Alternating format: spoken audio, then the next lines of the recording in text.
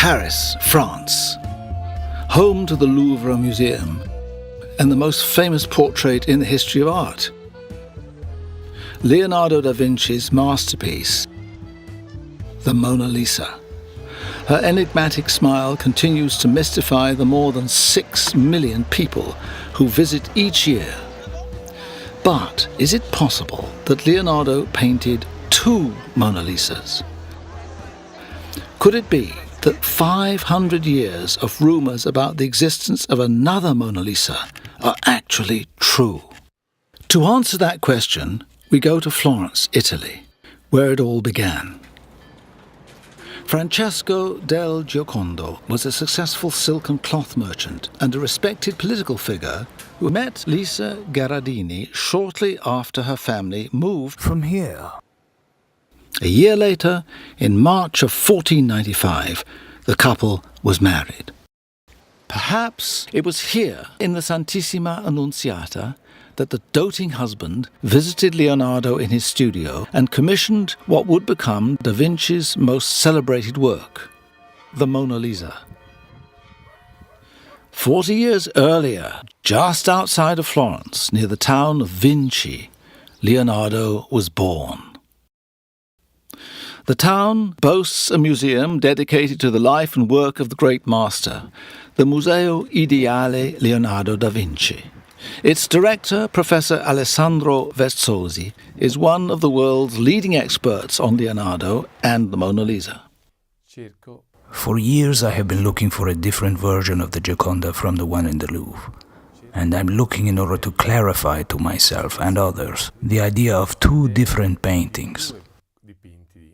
Leonardo's custom of executing more than one version of some of his greatest works has long been accepted. Well-known examples of this include the Virgin and Child with St. Anne, the Madonna with Jan Winder, and the Virgin of the Rocks. So 2 versions of the Mona Lisa is consistent with other artworks by Leonardo where he did execute 2. But if Da Vinci did paint 2 Mona Lisas, wouldn't there at least be some evidence? What is fundamental is to remember the exact testimonies of the witnesses.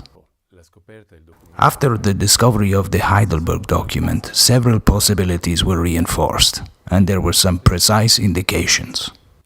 In 2005, this document was discovered in the library at Heidelberg University in Germany.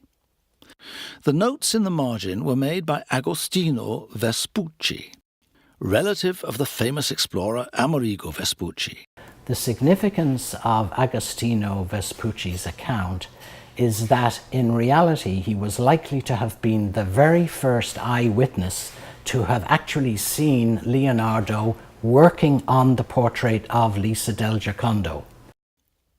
Vespucci's notes refer to a style of Leonardo's which was becoming popular among artists at the turn of the 16th century. There was a great similarity between Leonardo and the ancient painter Apelles, the ancient Greek artist who had a habit of leaving his works unfinished. Vespucci signs his comment in October 1503, and that dates the period when Leonardo must have been working on it. Famous Florentine painter, architect and biographer Giorgio Vasari wrote extensively about Leonardo's life and devoted more description to the Mona Lisa than to any other painting by Da Vinci. In his book, Lives of the Most Excellent Painters, Sculptors and Architects, which was published in 1550, 30 years after Leonardo's death, Vasari confirms Vespucci's account. And it begins by saying, Leonardo undertook to execute for Francesco del Giocondo the portrait of his wife Mona Lisa, and after he lingered over it for 4 years, he left it unfinished. But the Mona Lisa in the Louvre is clearly a finished painting. The now famous travel journal of Antonio de Beatis details his visit to Leonardo with Cardinal Luigi of Aragon, a meeting which did not take place until October of 1517, exactly 14 years after Vespucci had noted Leonardo working on the earlier portrait. The document of De Beatis that contains the very words that Leonardo da Vinci said to the Cardinal of Aragon is fundamental.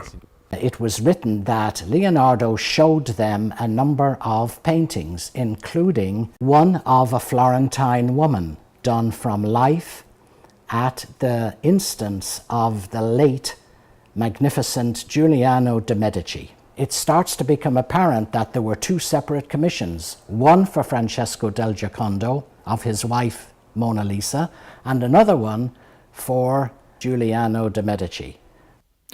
De Beatis and the Cardinal were shown 3 paintings that day, which De Beatis referred to as perfettissimi, meaning finished. Most historians and scholars agree that the painting that the Cardinal of Aragon and De Beatis was shown in France in 1517 is the painting that is today in the Louvre. Not only is the Louvre version a finished painting, but it was finished with a particular glazing technique, a technique which Leonardo only developed after his return to Milan in 1508. On the basis of these important facts, there is a clarification, presumably, regarding the chronology. The histories of documentation were running along, as it were, 2 separate tracks that never would meet. Perhaps even more compelling is this 1504 drawing by the artist Raphael, which he composed when he visited Leonardo in his studio in Florence. One of the clues to all of this is Raphael's pen and ink sketch shows a young woman sitting on a balcony and flanked by columns on each side. His sketch, now in the Louvre, is considered by most scholars and experts to have been based on Leonardo's Mona Lisa. In fact, some of the earliest copies of the Mona Lisa had columns, including the one in the Oslo Museum. But the Mona Lisa in the Louvre did not have columns in its original composition, and according to a recent publication by the museum, the painting has never been cut.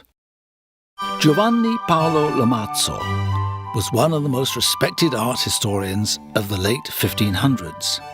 In his 1584 treatise on painting, he clearly refers to 2 different works when he states that Leonardo had painted the portrait of La Gioconda and of Mona Lisa. I believe it is more than possible that there existed 2 pieces of art. But if there is another Mona Lisa, what could have happened to it? Though a painter himself, renowned art critic and curator of the Holborn Museum, Hugh Blaker was far better known as an art dealer and connoisseur, with a discerning eye for works by the great masters. Blaker was more than familiar with the clues dating back to the early 16th century. He too believed in the 2 painting theory. Bath, England, 1913. Hugh Blaker makes a heart-pounding discovery in the Somerset home of an English nobleman. There he finds the painting he'd spent the past decade searching for. A portrait he recognizes instantly as the work of Leonardo da Vinci, his earlier Mona Lisa.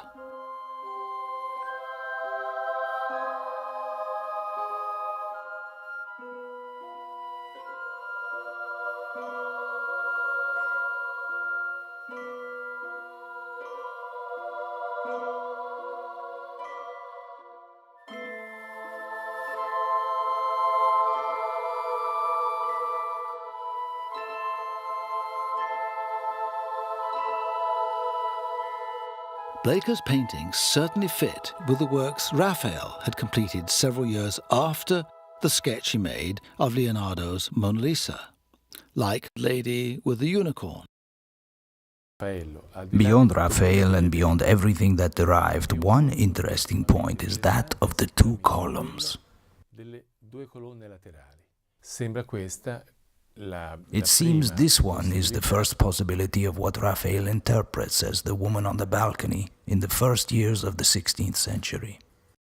Aside from the columns, it was also plain to see that the painting had been left unfinished, like the one mentioned by Giorgio Vasari and Agostino Vespucci. On the basis of the knowledge acquired to date, and seeing the characteristics and the documents, this unfinished Mona Lisa, above any other, seems to be the most compatible with what was written. Without hesitation, Hugh Blaker bought the Mona Lisa that fateful day in Somerset in 1913.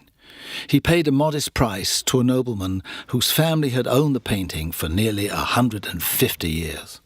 Blaker brought it here to his studio in the London suburb of Isleworth, where it became known as the Isleworth Mona Lisa. Delighted to have made such an amazing capture after searching for so long, Blaker was eager to share the news with the rest of the world, but he would have to wait. With the outbreak of the First World War, Blaker feared for the safety of the painting and knew he had to get it out of Europe. He shipped his masterpiece to America, where it was hung in the private offices of the Boston Museum of Fine Arts. In 1922, after the war was finally over, Hugh Blaker at last had the chance to send his painting to Italy, where it could be examined by some of the greatest Leonardo experts living at the time. A time when connoisseurship was the only way to determine a painting's authenticity. And the connoisseurs agreed. Experts like Professor Lorenzo Ciccone, curator of the Academy of Santa Luca, who said, "For me, this is an original of Leonardo." Mr. Ludovico Spiridon, one of the most prominent Italian art collectors in Europe at the time, stated, "The face has been painted by Leonardo, no doubt of this at all. It is most beautiful." Professor Adolfo Venturi, a well-known art critic and historian, said Blaker's Mona Lisa was more beautiful than the Paris one. And Dr. Giulio Cantalamessa, chief director of the Borghese Gallery in Rome and a great authority in the art world, said, "This is the best Mona Lisa that I've seen." In 1926, Blaker's stepfather, well-known English art historian John Eyre, published The Two Mona Lisas. But the book was in short supply and poorly distributed. John Eyre said of the Mona Lisa, "The Isleworth masterpiece will be acknowledged someday as the Giocondo's version. I've not the shadow of a doubt." Sadly, Hugh Blaker would not live to see the earlier Mona Lisa earn its deserved place in the canon of Da Vinci's work. In the years following his death, Blaker's painting was exhibited at the Leicester Galleries in London. That was when publisher and old master and prince dealer Henry Pulitzer first set his eyes upon it. He was instantly spellbound by its beauty. Over the next 26 years, Pulitzer sold his entire Kensington estate with all of its contents and most of his art collection in order to acquire Blaker's Isleworth Mona Lisa. In his 1966 book, Where is the Mona Lisa?, Pulitzer neglected to provide the conclusive scientific evidence that the world's experts and critics had been hoping for. Earning their support without it would have been next to impossible. To give new attributions, like Venturi, a very important art historian, used to say, if one talks about Leonardo, it's as if one is taking in one's hand a burning iron rod. I think many of the scholars who do attributions and things, sometimes they get burned. Henry Pulitzer passed away in 1979, but shortly before his death, he had the Mona Lisa locked away in a secured bank vault in Switzerland, where it would remain for nearly 4 decades. But how, when so many experts believe this painting to be the work of Da Vinci, could it remain to this day relatively unknown. This Mona Lisa was not visible. It had to be looked for, and it remained in secret, notwithstanding some publications and attributions.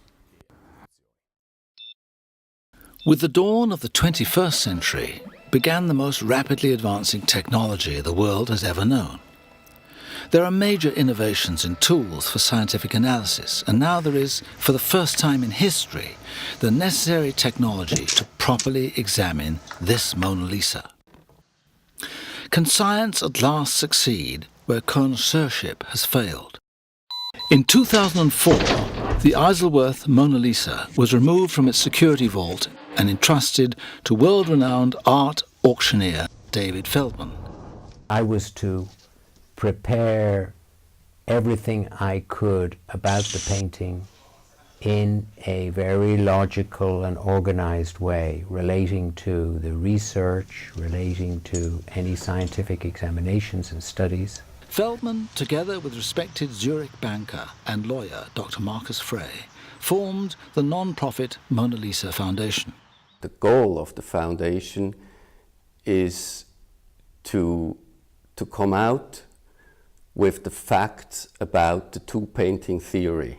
Direi che il lavoro di Mona Lisa Foundation è anche importantissimo. The work of the Mona Lisa Foundation is very important because it does not express a priori judgment. Over the next 12 years, the painting underwent every test, from gamma spectroscopy to infrared reflectography and multispectral digitization.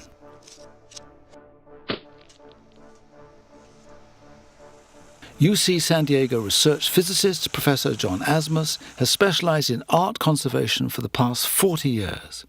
He's one of the few people alive today who has examined both the Louvre Mona Lisa and the earlier version. Well, I spent months of my life staring at these two versions of the Mona Lisa, and it occurred to me that there were many, many similarities that were not just similarities by chance, and it suggested to me that Leonardo's hand, at least in the designing of the composition, may have been evident in the Isleworth Mona Lisa.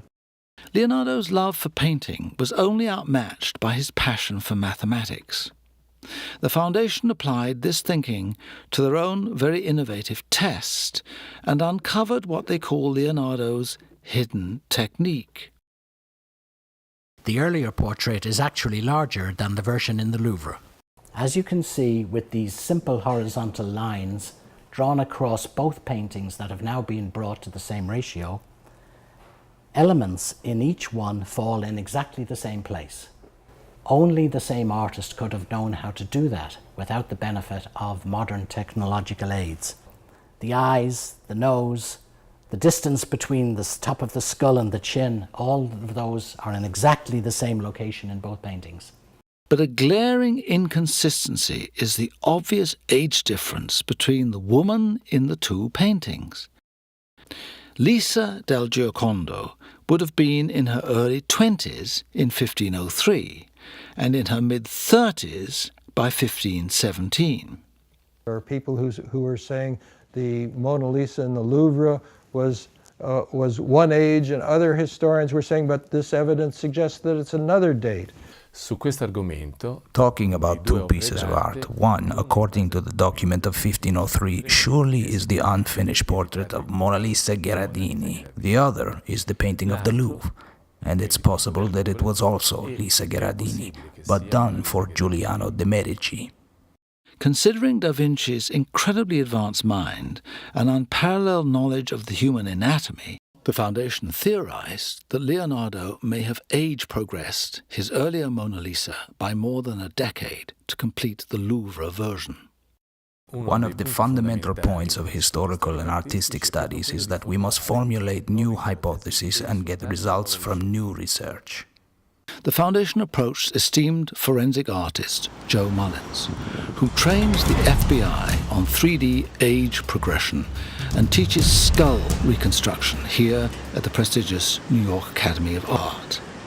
project was presented to me as a age regression of the Louvre Mona Lisa, and I was asked to take that image and age regress it back 10 to 12 years. First step was basically giving her a digital facelift, using Mona Lisa as a foundation to build on, finding models with Mona Lisa features, use them as kind of an array of body parts and combine all those pieces. You can see it building up. The Mona Lisa Foundation then sent me the earlier Mona Lisa, doing a comparison, a side-by-side, an overlay, split my age regressed image of the Louvre Mona Lisa and put it on top of the early Mona Lisa. Everything fell right into place. It matched up like they were mother and daughter. If you were to show the earlier Mona Lisa to 1,000 people, 1,000 people are going to say, that's Mona Lisa. I feel very privileged to have been able to work on this painting. The painting is part of a huge mystery, and the two versions in my mind really resolve many of the conflicts that have to do with problems in the history of these two paintings. And now, the pieces of a puzzle more than 5 centuries in the making fall into their place in history, and the scientific proof is finally available to the world.